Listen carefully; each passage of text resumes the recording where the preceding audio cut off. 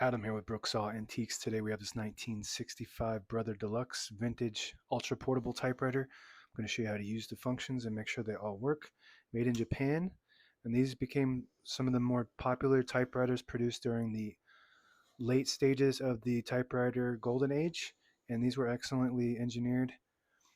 And this one is actually brand new almost. It was in its original plastic when I received it, and there was no ink on the slugs and no impressions on the platen. And we have the warranty here, August 28th, 1966. Up top are the margins. This is the left margin. I'm going to set that around 0 to 1, and the right margin around 65. And this is the paper support arm that flips up from the back like a switchblade. And this is the paper bail that sits on top, holds the page down nice and tight, has a scale on it.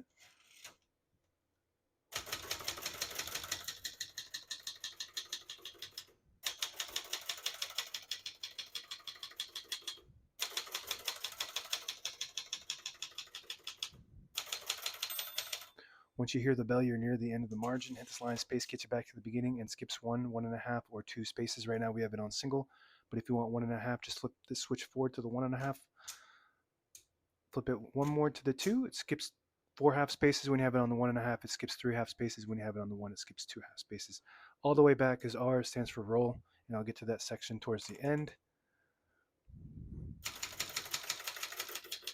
As you can see, all the keys type nice and none of them skip or stick. I'll type a sentence in red on the next line. I switch from black to red. There's a switch on the right side here.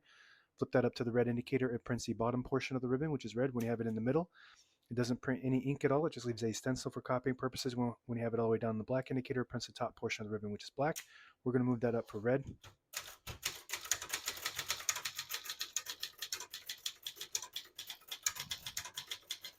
Beautiful. Flawless. Basically a brand new typewriter, which is extremely rare in today's age. Print looks perfect.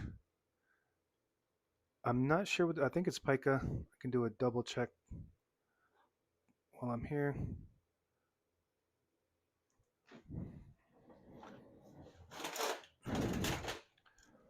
This caliper here,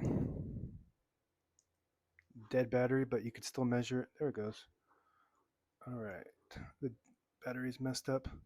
So I'm just gonna put it on the 1 there and test it from the 2 on up. Yeah, it's got 11 CPI, which is common for the Brother and a lot of Olympias. To pull the page out easy, there's a switch on the right side. Flip that backward and it unlocks the rollers underneath the platen, allowing you to pull the page out easier or load thicker paper like carbon copy or cardstock. Oops. Make sure you flip that back forward before you load the next page or else it won't load correctly. Going to flip this down for now and put the color back on black. Shift on each side, a shift lock on the left. Clear that, just hit the shift button again. This is your touch control from low to high. The higher you go, the more tension there is when you hit the keys. You do have to hit the keys harder for them to print, but they respond faster. So you just push it up like that. It loads a spring. Push it down to have less tension. So you just want to gauge that as far as your touch preferences go.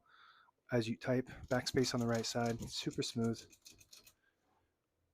Open the hood straight up. It just has 2 prongs that go down into these 2 stoppers there. All metal shell, very high quality engineering. All the brand new ribbons loaded on the left, so it's pulling clockwise to the right. If you want to switch that direction manually, the side you want it to go to, you just flip this ribbon guide towards the middle. It'll pull to that side, and that's meant to catch the eyelet at the end of the ribbon and swap it automatically. If you don't have an eyelet towards the end of your ribbon, then you can tie a knot, and that should do the same trick. All right, this goes right down top like that, super smooth. This is your carriage lock. You flip it towards the front like that and move the carriage to the middle. Let's see here. There we go.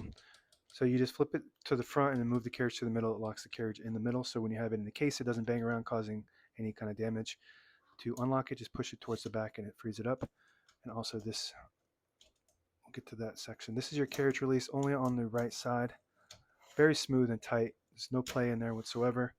There's not a carriage release on the left on this one because it's an ultra portable.